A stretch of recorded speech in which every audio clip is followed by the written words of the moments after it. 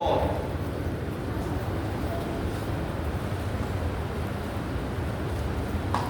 থেকে 7 পদ, সেখানে কি লেখা রয়েছে? সেখানে লেখা রয়েছে, অন করে দিয়েছো তো? অন করা, থ্যাংক ইউ। সেখানে লেখা রয়েছে 2 Kings chapter 4 from verse 1 to 7। আমরা দেখি 4 অধ্যায় 1 থেকে 7 পদে কি লেখা রয়েছে। সেখানে লেখা রয়েছে, একদা শিষ্য ভাববাদীগণের মধ্যে একজনের স্ত্রী ইলিশায়ের কাছে কাঁদিয়া কহিল, আপনার দাস আমার স্বামী মরিয়াছেন। আপনি জানেন আপনার দাস সদাপ্রভুকে ভয় করতেন। এখন মহাজন আমার 2টি সন্তানকে দাস করিবার জন্য লইয়া যাইতে আসিয়াছে। ইলিশা তাহাকে কহিলেন, আমি তোমার নিমিত্ত কি করিতে পারি বলো দেখি, ঘরে তোমার কি আছে? সে কহিল, 1 বাটি তৈল ব্যতিরেকে আপনার দাসীর আর কিছুই নাই। তখন তিনি কহিলেন, যাও বাহির হইতে তোমার সমস্ত প্রতিবাসীর কাছে শূন্য পাত্র চাহিয়া আনো, অল্প আনিও না। পরে ভিতরে গিয়া তুমি ও তোমার পুত্রেরা ঘরে থাকিয়া দ্বার রুদ্ধ করো এবং সেই সকল পাত্রে তৈল ঢালো। 1 পাত্র পূর্ণ হইলে তাহা এক দিকে রাখো। পরে সে স্ত্রীলোক তাহার নিকট হইতে প্রস্থান করিল, আর সে ও তাহার পুত্রেরা ঘরে থাকিয়া দ্বার রুদ্ধ করিল। তাহারা পুনঃ পুনঃ তাহাকে পাত্র আনিয়া দিল এবং সে তৈল ঢালিল। সমস্ত পাত্র পূর্ণ হইলে পর সে আপন পুত্রকে কহিল, আর পাত্র আনো। পুত্র কহিল, আর পাত্র নাই। তখন তৈলের স্রোত বন্ধ হইল। আজকে এই অংশটা থেকে আমরা বেশ কিছু জিনিস আজকে শিক্ষা লাভ করব। আমরা অনেক কিছু জিনিস শিক্ষা লাভ করব। প্রথমত, এর একটা প্রেক্ষাপট বা একটা ব্যাকগ্রাউন্ড রয়েছে। যে কোনো বাক্যের ব্যাকগ্রাউন্ড বা তার প্রেক্ষাপট জানা খুবই জরুরি। তা না হলে সেটা আমাদেরকে ভুল পথে পরিচালনা করতে পারে। এখানে যে বিষয়টা বলা হচ্ছে, সেই সময় এমন একটা কমিউনিটি বা এমন একটা সম্প্রদায় তৈরি করেছিল যারা সকলেই ছিল ভাওবাদী। অর্থাৎ ইলিশাও, যেটা শুরু হয়েছিল এলিয়ট থেকে, অর্থাৎ এলাইজা, তারপর তার শিষ্য এলিশিও, এলাইশা, এবং এলাইশার পরবর্তী যারা ভাওবাদী ছিল তারা মিলে আরো অনেক তাদের শিষ্য ভাওবাদীরা ছিল এবং তারা মিলে একটা কমিউনিটি তৈরি করেছিল, একটা সম্প্রদায়, মানে ভাওবাদীদের সম্প্রদায়, মানে কমিউনিটি অফ প্রফেটস। এই কমিউনিটি অফ প্রফেটস তারা একসঙ্গে থাকতো, তাদের পরিবার, তাদের সকলে একসঙ্গে থাকতো। এবং এই কমিউনিটির হেড বা মস্তক ছিলেন এই এলিশাও, অর্থাৎ এলিশিও। এবং একজন শিষ্য ভাওবাদী মারা গেছেন এবং তারপরে তার পরিবার ওয়েন্ট ইনটু ডেটস, মানে ঋণগ্রস্ত হয়েছে বা ঋণে জর্জরিত হয়ে গেছে। সেই ঋণে জর্জরিত হয়ে তখনকার দিনের নিয়ম অনুসারে এবং তখনকার দিনে যে সমাজ ব্যবস্থা ছিল, যদি ঋণ দিতে পরিশোধ করতে না পারত তাহলে বাটি ঘটে নিয়ে যেত না। তখন মানুষকে কৃতদাস বানিয়ে নিয়ে চলে যেত তখনকার নিয়মের সময় অনুসারে। তাই এখানে প্রেক্ষাপটে আমরা দেখি যে সেই মহিলা এসে কান্নাকাটি করছেন এবং বলছেন, আপনি কিছু করুন। আপনার দাস একজন প্রভুর ভক্ত ছিলেন, তিনি সদাপ্রভুকে ভয় করতেন, কিন্তু আজকে আমাদের এতই অভাবগ্রস্ত হয়ে পড়েছি আমরা যে এখন একে বন্দী করে নিয়ে যাচ্ছে কৃতদাস বানিয়ে। তাই আপনি কিছু করুন। তখন ঈশ্বরের দাস এলিশিও একটা কাজ প্রশ্ন করলেন। তিনি বললেন, 2টো প্রশ্ন করেছেন, তার মধ্যে একটা হচ্ছে, আমি কি করতে পারি, what can I do for you, আমি তোমাদের জন্য কি করতে পারি। তারপরের প্রশ্ন এই সঙ্গে সঙ্গে তিনি করছেন, what do you have in the house, অর্থাৎ বাড়ির মধ্যে কি আছে, বাড়ির মধ্যে কি আছে। এই 2টো প্রশ্নের সঙ্গে একটা কানেক্টেড। প্রথম প্রশ্ন বললেন, তোমার জন্য আমি কি করতে পারি। ইমিডিয়েটলি সঙ্গে সঙ্গে রিফ্লেকশন কোশ্চেন তিনি আরেকটা করলেন এবং সঙ্গে সঙ্গে তিনি বললেন, what do you have in the house, তোমার বাড়ির মধ্যে কি আছে। কেন বললেন প্রথম প্রশ্নের সঙ্গে দ্বিতীয় প্রশ্ন, মানে আছে এখানে। তার মানে প্রথম প্রশ্ন এবং দ্বিতীয় প্রশ্নের সঙ্গে কানেক্টেড। ওই বিষয়টি পরে আসছি, তারপরের অংশে চলে যাই। সেখানে বলছে, এবং তার প্রত্যুত্তরে সঙ্গে সঙ্গে সেই মহিলা, বিধবা মহিলা, তিনি বলছেন, আমার বাড়িতে কিছুই নেই ব্যতীত, কি ব্যতীত, ওটাকে কি বলে? বাটি তেল। এক বাটি তেল। কিসের তেল? কেউ কি জানেন কিসের তেল? সরষের তেল, নারকেল তেল, কিসের তেল? Olive oil. Thank you, very good, খুব ভালো লাগলো। Young generation taking interest in the word of god.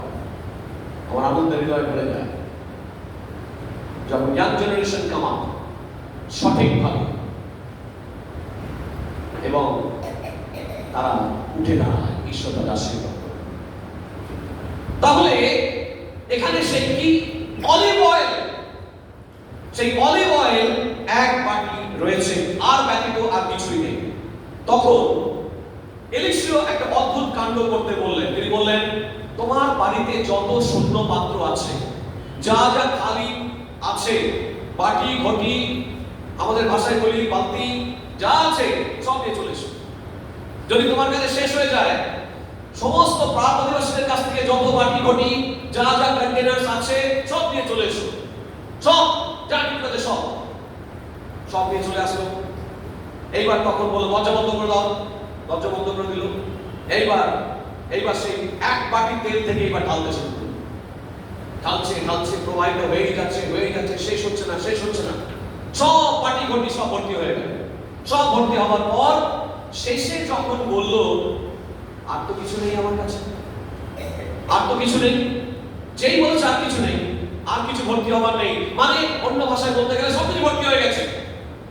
যেই বলেছে ভর্তি হয়ে গেছে, তেলের প্রবাহ সঙ্গে সঙ্গে বন্ধ হয়ে গেল। আজকে এই ঘটনার পরিপ্রেক্ষিতে আমরা কতগুলি শিক্ষা নেব প্রিয় ভাই বোন।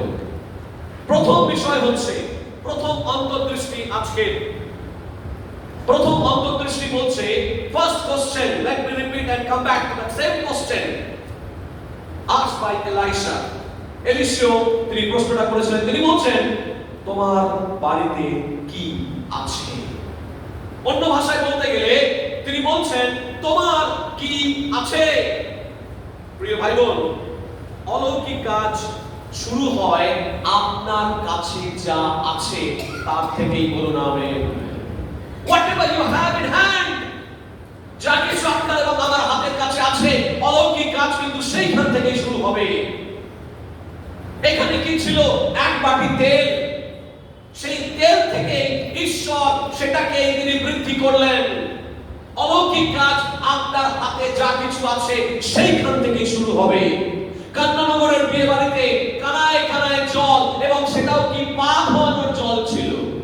অভাব সেখানেও ঘটেছিল, দ্রাক্ষারসের অম্লান হয়েছিল, এবং সেইখানে প্রভু যিশু তিনি বলেছিলেন যে ওই কানায় কানায় জল পরিপূর্ণ করো।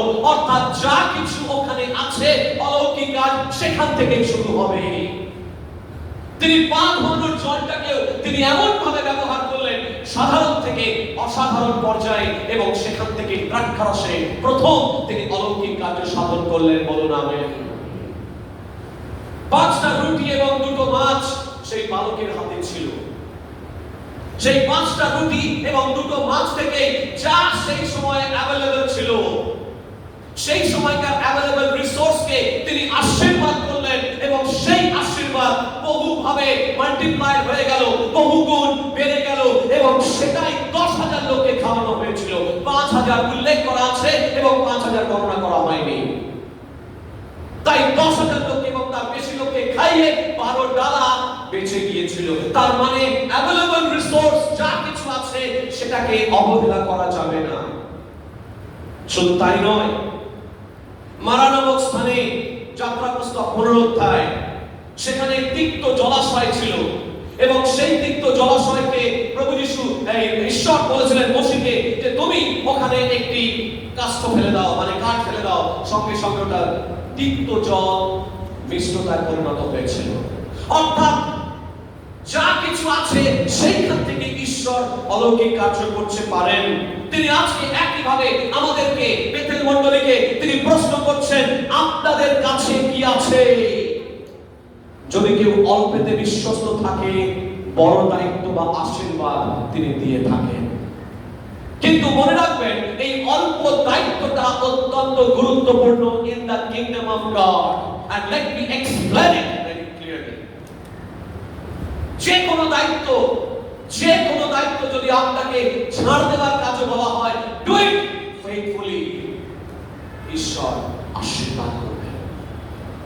ঈশ্বরের আশীর্বাদ আপনার পাশের জন কি বলল তার উপরে নির্ভর করে না। ঈশ্বরের আশীর্বাদ আপনার বাড়ির লোক কি বলল তার উপরে ঈশ্বর আশীর্বাদ করেন না, বা আমাদের যুক্তি এবং বুদ্ধির দ্বারাও ঈশ্বর পরিচালিত হন না। ঈশ্বরের বাক্যে যা লেখা রয়েছে, তিনি যা প্রকাশ করেছেন সেই অনুসারে তিনি চলেন এবং তিনি অন্ত কল্ল চিরকাল একই থাকেন। আমার ঘরে 50 জন থাকতে পারে, 50,000 জন থাকতে পারে, doesn't matter in the kingdom of god. সেই কারণেই ঈশ্বরের বাক্য বলছে, যদি কেউ অল্পে বিশ্বস্ত থাকে, সেই মহিলার কাছে অল্প একটু তেল ছিল এবং সেই তেলটাকে তিনি ঈশ্বরের হাতে সঁপে দিয়েছিলেন। আজকে আপনার কাছে কি আছে সেইটাকে ঈশ্বরের হাতে সঁপে দিন বিশ্বস্তভাবে। যদি আপনি বিশ্বস্তভাবে সঁপে দিতে পারেন, ঈশ্বর সেখান থেকে আপনার জীবনে অলৌকিক কাজ করবেন। বলুন আমেন। কতগুলি তালন্তের কথা প্রভু যিশু নতুন নিয়মে বলেছেন, এবং তালন্তগুলো প্রভু যিশু বলেছেন কাউকে 1 তালন্ত দেওয়া হয়েছিল, 2 তালন্ত, 3 তালন্ত, আরো বেশি তালন্ত। এক একজনের অনেক বেশি তালন্ত থাকে, ঠিক আছে, ঈশ্বর যাকে যেমন খুশি দিয়েছে। কিন্তু আপনার মধ্যে যদি একটাও তালন্ত থাকে, সেই তালন্তটাকে আপনি মাটির মধ্যে পুঁতে রাখলে হবে না, বা ঈশ্বরের জন্য বললে হবে না, অহংকার করলে হবে না যে আমি এটা পারি, আমি এটা অন্যদের থেকে বেশি ভালো পারি। এটা বলাই যথেষ্ট কি? ঈশ্বরের রাজ্যে এটা বলাই যথেষ্ট নয়, যতক্ষণ না পর্যন্ত সেগুলোকে স্বেচ্ছায় নম্রভাবে সেটাকে ঈশ্বরের হাতে দিয়ে বলবে, প্রভু আমার এই তালন্ত তোমার দেওয়া, আমার পার্সোনাল প্রপার্টি নয়। এমনকি যদি আমি গান করতে পারি, পালক হিসেবে প্রচার করতে পারি, এটা আমার কোনো ক্ষমতা নয়। আপনারা জানলে বিস্মিত হবেন, আমি মসজিদের মধ্যে কথা বলতে গিয়ে তোতলাতাম এক সময়, আপনারা এখন বিশ্বাস করবেন। আমার মা যদি কোনো দোকান আনতে বলতো, আমি গিয়ে এক কথা বলতো আর এক কথা গিয়ে বলে দিতাম, মানে ঠিক মতো কমিউনিকেট করতে পারতাম না। আপনারা জানেন, কথাই বলতে পারতাম না, হাজারবার এলোমেলো কথাবার্তা বলে ফেলতাম, কথাই বলতে পারতাম। কিন্তু ঈশ্বর তার রাজ্যের জন্য তিনি তুললেন এবং তিনি মসির মতো আমাকে বাক্যে পবিত্র আত্মায় যখন বাপ্তিস্ম দিলেন, তখন আমি বাইবেল কলেজের স্টুডেন্ট, ফার্স্ট ইয়ারে পড়ি। পবিত্র আত্মায় বাপ্তিস্ম দেওয়ার পর থেকে হঠাৎ যেন কেমন হলো, আমার কথাবার্তা অত্যন্ত ক্লিয়ার স্পিচ। আমি নিজেও বুঝতে পারলাম ডিফারেন্সটা কোথায় এসছে। আমি ক্লিয়ার ভাবে কথা বলতে পারতাম এবং যা বলতাম এখান থেকে নয়, যা বলতাম ক্লিয়ার, একদম হার্ট টু হার্ট, মানুষের মনে লেগে, মানুষের মনে আঘাত দিত। আমি নিজে বুঝতে পারতাম আমি যে বুঝে বলছি তা নয়, কিন্তু ঈশ্বর আমাকে এইভাবেই করেছেন, একদম সোজা কথা বলতে সাহস পেয়েছেন। সেই থেকে 2004 থেকে আমি সোজা কথা বলতে পারি, ভয় পাই না। কারণ ওই যে পবিত্র আত্মার বাপ্তিস্মটা আমি ফার্স্ট ইয়ারে পেয়েছিলাম, এটা তারই ফল। সুতরাং আপনার মনের মধ্যে যা কিছু দেওয়া হয়েছে সেগুলোকে ঈশ্বরের রাজ্যের জন্য ব্যবহার করুন। দাউদের হাতে বড় তলোয়ার ছিল না, রাজা শাউলের হাতে তলোয়ার ছিল। রাজা দাউদের হাতে একটা গুলটিম ছিল, একটা স্লিং ছিল। তার লোহার বর্ম ছিল না, ভারী ভারী সমস্ত যুদ্ধ বস্ত্র করতে হয়নি, সে একেবারে খালি হাতেই বলতে গেলে চলে এসেছে। কিন্তু তার হাতে ওই ছোট্ট গুলটিটা ঈশ্বরের হাতে যখন সমর্পণ করেছে, অলৌকিক কার্যের ধারা সেইখান থেকে শুরু। বলুন আমেন। যখন আপনার কাছে ঈশ্বর বলছেন কি আছে, শাউলের কাছে সবকিছু থাকা সত্ত্বেও সে ছিল অপারগ, কারণ সে ঈশ্বরের পথে চলছিল না। আপনার কাছে অনেক কিছু থাকতে পারে, অর্থ থাকতে পারে, ক্ষমতা থাকতে পারে, কিন্তু ঈশ্বর সেগুলোকে প্রত্যাখ্যান করতে পারেন যদি সেগুলোকে আপনি ঈশ্বরের রাজ্যের জন্য ব্যবহার না করেন। Everything will be nullified, everything will be void, everything will be useless. সমস্ত কিছু নষ্ট হয়ে যাবে। শাউল লম্বা চওড়া, দাউদ কিন্তু অত লম্বা চওড়া ছিল না। শাউল ছিল একবারে বর্ম পরে এরকম ভাবে দাঁড়িয়ে গেল, দাউদ কিন্তু এরকম ছিল না। দাউদের হাতে কোনো বর্ম টর্ম নেই, দাউদের হাতে একটাই গুলটি, আর ওই গুলটি দিয়ে অত বড় দশাশরী পাহাড়ের চেহারাটাকে শুইয়ে দিয়েছে? কারণ সে পথ বরাবর ঈশ্বরের পরাক্রমে চলছে। বলুন আমেন। যতক্ষণ আপনি ঈশ্বরের পথে, ঈশ্বরের পরাক্রমে এবং ঈশ্বরের লক্ষ্যে চলবেন, ঈশ্বর আপনাকে বিজয় দান করবেন। আপনার ব্যক্তিগত জীবনে তিনি অলৌকিক কার্য দেখতে দেবেন, কিন্তু আপনাকে তার পথে, তার পরাক্রমে এবং তার লক্ষ্যে, পারপাসে চলতে হবে। আরেকবার বলুন, যতক্ষণ আপনি তার পরাক্রমে চলবেন, পথে চলবেন এবং লক্ষ্যে চলবেন, ঈশ্বর আপনার জীবনে অলৌকিক কাজ করবেন।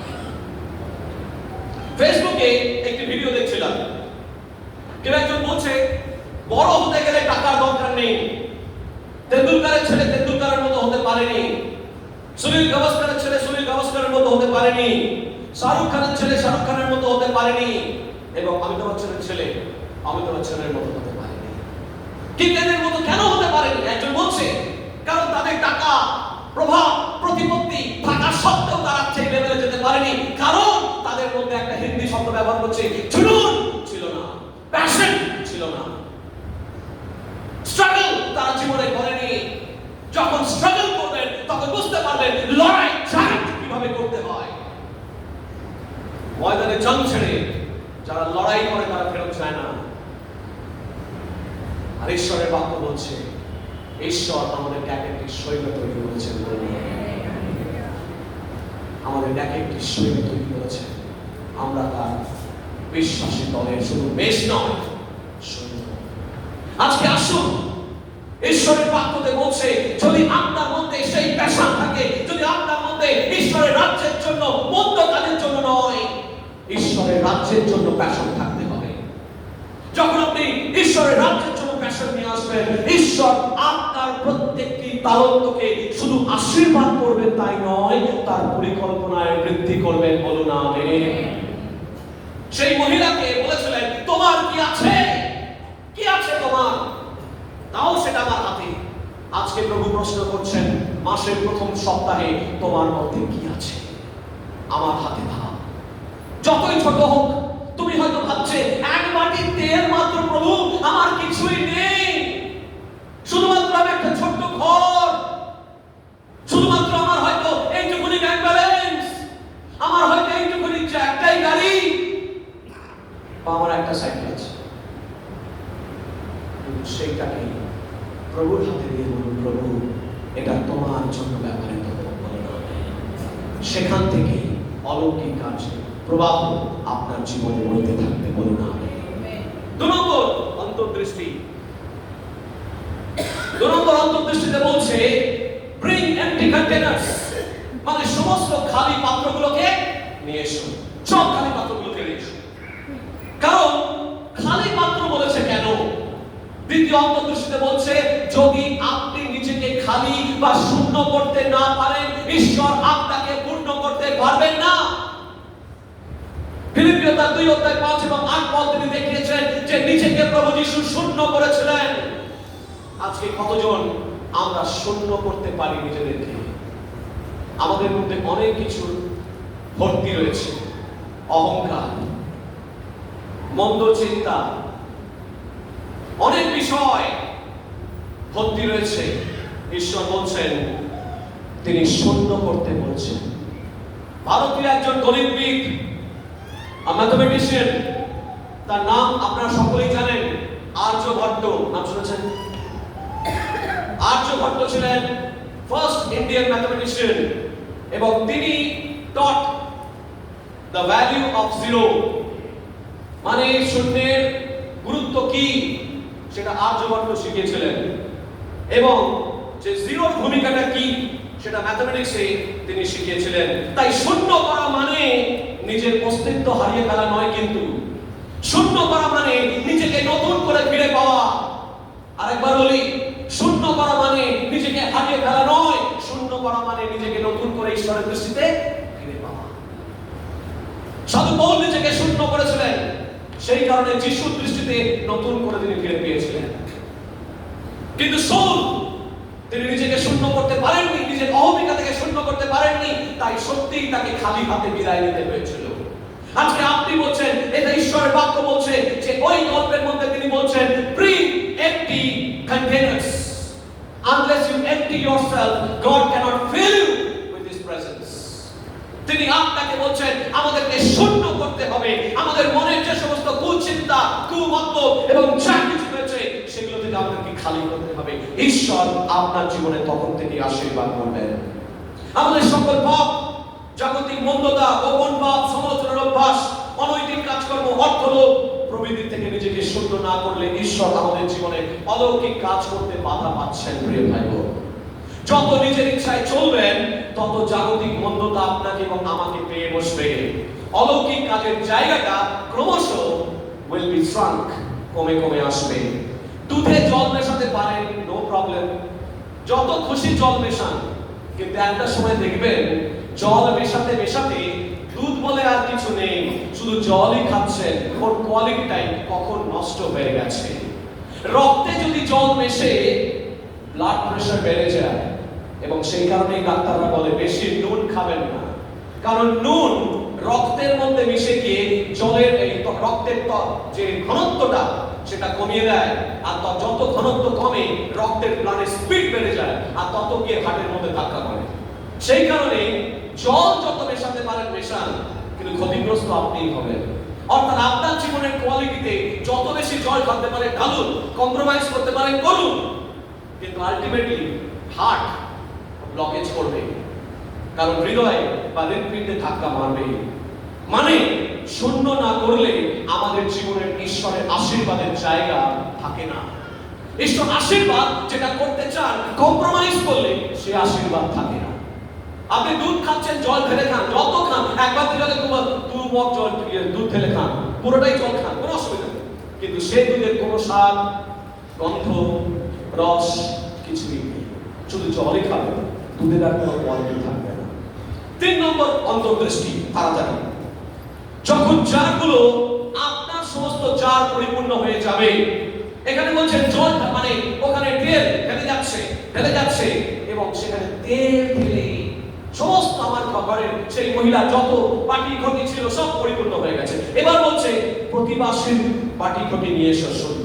তার মানে নিজের জীবনের আশীর্বাদ হয়ে গেলে সেখানে প্রবাহ বন্ধ হয়ে যায় না। আপনার জীবনের আশীর্বাদ পরিপূর্ণ হলে আপনার পাশের বাড়ির কৌটোকে নিয়ে আসুন, আপনার পাশের বাড়ির শূন্য পাত্রকে নিয়ে আসুন, আপনার পাশের বৌদির হয়তো কষ্ট রয়েছে, আপনার পাশের বাড়ির দাদা হয়তো কষ্ট রয়েছে, আপনার পাড়ার প্রতিবেশীতে হয়তো এখনো পর্যন্ত তারা যিশুকে জানেনি, তাদের জীবনে কষ্ট রয়ে গেছে, আপনার কষ্ট দূর হয়েছে কিন্তু তাদের কষ্ট দূর হয়নি। তাই তাদের কাছ থেকে বাটি ঘটি যদি শূন্য পাত্র থাকে, সেই শূন্য পাত্রগুলো আপনি যিশুর কাছে নিয়ে আসুন, সেই প্রবাহের তলায় রাখুন, তাহলে দেখবেন সেই প্রবাহ বন্ধ হবে না। আপনার জীবনে যে আশীর্বাদ লাভ করেছেন সেই আশীর্বাদ তারাও গ্রহণ করতে পারে। তিনি বলছেন এই প্রবাহটা যাতে বন্ধ না হয়ে যায়, সেই আশীর্বাদ যা আপনি পেয়েছেন, আপনার হয়তো প্রয়োজন মিটে গেছে, আপনি সেই সমস্ত খালি পাত্রগুলো আপনার পাড়া প্রতিবাসীর থেকে নিয়ে আসুন। প্রবাহ চলছে, বলুন প্রবাহ চলছে, বলুন আশীর্বাদের ধারা বইছে, আশীর্বাদের ধারা বইছে, আশীর্বাদের ধারা বইছে। আপনি খালি পাত্রগুলো নিয়ে আসুন, ঈশ্বর সেই খালি পাত্রগুলোকে ভর্তি করবেন। 4 নম্বরে বলছে ভার্স 4 পদে, সেখানে বলছে ঘরে গিয়ে দরজা বন্ধ করে দাও। কেন?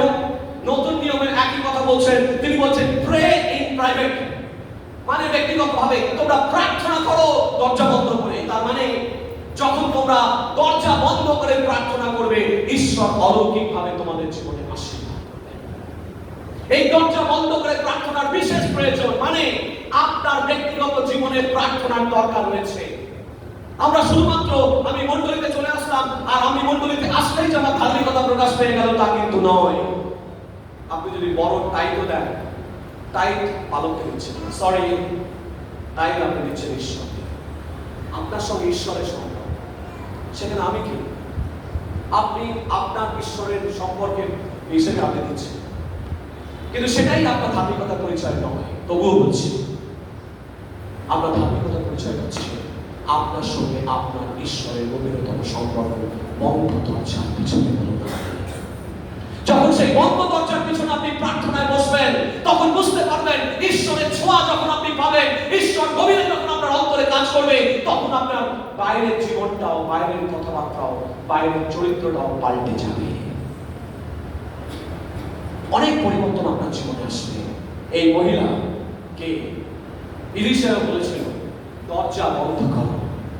ঈশ্বর আমাদের জীবনের দরজা বন্ধ করে প্রার্থনার কথা বলছেন। প্রভু যিশু একই কথা বলছেন, মানে ব্যক্তিগত জীবনে আমাদের প্রার্থনার দরকার রয়েছে। যতক্ষণ আপনি বন্ধ করে দরজায় প্রার্থনায় থাকবেন, ঈশ্বর তার আশীর্বাদের প্রবাহ দিয়ে যাবেন। বলুন আমেন। যতক্ষণ আপনি প্রার্থনায় থাকবেন, যতক্ষণ বন্ধ দরজায় আপনি প্রার্থনায় থাকবেন, ঈশ্বর তার আশীর্বাদের প্রবাহ চালিয়ে যাবেন। কিন্তু আপনাকে বন্ধ দরজায় প্রার্থনা করে যেতে হবে। 5 নম্বর, সেখানে বলছে যতক্ষণ আপনার অন্তর শূন্য, ততক্ষণই তিনি আশীর্বাদের প্রয়োজন দান করবেন। মানে 6 পদে দেখুন শেষের দিকে লেখা রয়েছে, কি লেখা রয়েছে সেখানে? বলছে আরো কি পাত্র আছে? সে বলছে না, আর তো পাত্র নেই, সব শেষ। যেই বলেছে শেষ, মানে আই হ্যাভ এনাফ, যখন এই কথাটা বলেছে আমার যথেষ্ট হয়েছে, আর কোনো বাড়ি পাটি নেই, ব্যাস যেই বলেছে সঙ্গে সঙ্গে প্রবাহ বন্ধ হয়ে গেছে। ঈশ্বরের বাক্য বলছে যতক্ষণ আপনার অন্তরে খালি থাকবে, যতক্ষণ আপনি আপনার অন্তরকে খালি রাখতে পারবেন, যতক্ষণ আপনার অন্তরকে শূন্য রাখতে পারবেন, ঈশ্বর ক্রমাগত পূর্ণ করে যাবেন। বলুন আমেন। অর্থাৎ তিনি বলছেন যাও, তোমাদেরকে দেওয়া যাইবে। যদি ক্ষুধার্ত থাকো, তোমরা পরিতৃপ্তি পাইবে। তার মানে যতক্ষণ ক্ষুধা থাকবে, ততক্ষণ তিনি পরিপূর্ণতা দেবেন। মানে আপনার অন্তর যদি বাক্যের জন্য লালায়িত হয়, শূন্য অন্তর থাকে, তবে তিনি পূর্ণতা দিয়ে যাবেন। তিনি তার প্রবাহকে বন্ধ করবেন না, তিনি তার প্রবাহকে অবিরত দান করে যাবেন। কারণ তিনি প্রবাহের ঈশ্বর, তিনি তার দান করে যান। যা তিনি শুরু করেন তা তিনি শেষ করেন, এবং সেই কারণে তিনি তাকে বন্ধ হতে দেবেন না। আর সেই কারণে আমরা হয়তো ভাবি যে আমরা সবকিছু জানি। আমি অনেক কিছু জানি, আমি 50 বছর বিশ্বাসী, আমি অনেক শুনেছি, পাশে বিপ্লব চৌধুরীর কাছে অনেক শুনেছি। ব্যাস এই কথাটা যখনই বললেন হয়ে গেল। আপনি নিজেই আপনার কনফেশনের দ্বারা, নিজের চাবিটা মুখে স্বীকারোক্তির দ্বারা চাবিটাকে ঘুরিয়ে দিলেন। ঈশ্বর বলেন বিপ্লব চৌধুরীর কাছে পেয়ে গেছে, ঈশ্বর তোমাকে আর থাকা দরকার নেই। পক্ষান্তরে আপনি তাই বলছেন। আপনি ঈশ্বরকে বলছেন, ঈশ্বর you shut up, I have enough from Biplab Chowdhury. ব্যাস হয়ে গেল। আপনি যেই বললেন, কথাটা চাবিটা ঘুরিয়ে দিলেন, ঈশ্বর আর আপনাকে দেবেন। ফ্লো বন্ধ করে দেবেন। কখনো এই স্বীকারোক্তি যেন না হয়। ঈশ্বর তিনি জীবন্ত ঈশ্বর, ইজ এভার প্রেজেন্ট গড। কখনো আপনার স্বীকারোক্তির দ্বারা আপনার জীবনের আশীর্বাদের চাবিটা ঘুরিয়ে দেবেন। আপনি কখনো বলবেন না যে প্রভু আই হ্যাভ এনাফ, প্রভু তোমায় ধন্যবাদ দিই মাস্টার বিপ্লব চৌধুরীর জন্য, তুমি তাকে পাঠিয়েছিলে, কিন্তু আরো আরো আরো আমি লালায়িত তোমার জন্য। তোমার প্রেজেন্স এখনো পর্যন্ত আমার জীবনে শেষ হয়নি, প্রভু তুমি আরো দাও। যখন আরো দেওয়ার জন্য চাইলেন, তিনি বলছেন যাও, তোমাদেরকে দেওয়া যাবে। কিন্তু শর্ত একটাই, যে আপনাকে এবং আমাকে ঈশ্বরের লক্ষ্যে চলতে হবে, পাপ শূন্য করতে হবে, অন্যান্য সমস্ত মন্দ বিষয় থেকে দূরে সরে দাঁড়াতে হবে। ঈশ্বর তখনই তার লক্ষ্যে যারা চলে তাদেরকে সেই লক্ষ্য দেন। ঈশ্বর অলৌকিকভাবে আশীর্বাদ করেন। Last but not the least, 6 number অন্তর্দৃষ্টি, এটা দিয়ে আমি শেষ করব। 3 পদে বলছে যে আপনার দাস সদাপ্রভুকে ভয় করতেন।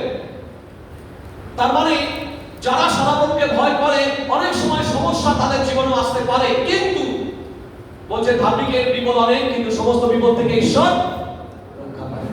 কোথায় লেখা আছে? গীত সংহিতা 34:8 পদ। Thank you. সেখানে বলছে যে ধার্মিকের বিপদ অনেক, কিন্তু সমস্ত বিপদ থেকে তিনি রক্ষা করেন। তার মানে যারা ঈশ্বরকে ভয় পায় তাদের জীবনে সমস্যা আসতে পারে, কিন্তু ঈশ্বর সমস্ত কিছু থেকে উদ্ধার। ভাওবাদী তিনি মারা গেছেন, সদাপ্রভুকে ভয় করতেন, তার জীবনে বিপদ এসেছিল, কিন্তু বিপদের সাথে সাথে সেখান থেকে বেরিয়ে যাওয়ার রাস্তাও কে বলে দিলেন? স্বয়ং ঈশ্বর তার ভাওবাদীর মধ্য দিয়ে। আজকে তিনি বলছেন, যদি আপনি আপনার জীবনে আশীর্বাদের কাজ করেন, মনে রাখবেন কি বলছি, এখানে অনেকেই বয়োজ্যেষ্ঠ আছেন, মা বা পিতৃস্থানীয় অনেকেই আছেন, আমি সকলের উদ্দেশ্যে বলছি, যদি আপনার জীবনে ঈশ্বরের প্রতি ভয়ে আপনি জীবনযাপন করেন, আপনার পরবর্তী প্রজন্ম আপনার জন্য আশীর্বাদ পাবে। এই ব্যক্তি যে ভাওবাদী ছিল, তিনি সদাপ্রভুকে ভয় করতেন, সদাপ্রভুর পথেই চলেছিলেন, কিন্তু তার পরবর্তী প্রজন্ম যখন তারা অভাবগ্রস্ত হলো, তাদেরকে কিন্তু লজ্জার মধ্যে পড়তে হয়নি। যেহেতু তার পিতা সদাপ্রভুকে ভয় করত, সেই কারণেই তার পরবর্তী প্রজন্ম ঈশ্বরের আশীর্বাদ পায়। সেই কারণে তিনি বলছেন, বংশ পরম্পরায় আমি আশীর্বাদ করি, বংশ পরম্পরায় আমি অভিশাপ দিই। সেই কারণে আজকে এই 6 পদকে বিশেষভাবে মনে রাখবেন। 6 নম্বর অন্তর্দৃষ্টি, তিনি বলছেন, সদাপ্রভুকে ভয় করে আমাদের এই জীবন কাটাবো, যাতে এই আশীর্বাদের প্রবাহ শুধু আমাদের জীবন নয়, আমাদের সাকসেসিং জেনারেশনস, পরবর্তী জেনারেশনস বা প্রজন্ম যেন পেতে পারে। আসুন আমরা উঠে দাঁড়াই এবং ঈশ্বরের দৃষ্টিতে, ঈশ্বরের উপরে আমাদের দৃষ্টি রাখি। Thank you, Jesus. Thank you, Jesus. Hallelujah. We worship Jesus. Thank you. Thank you. Thank you. প্রভুর পূজা অংশ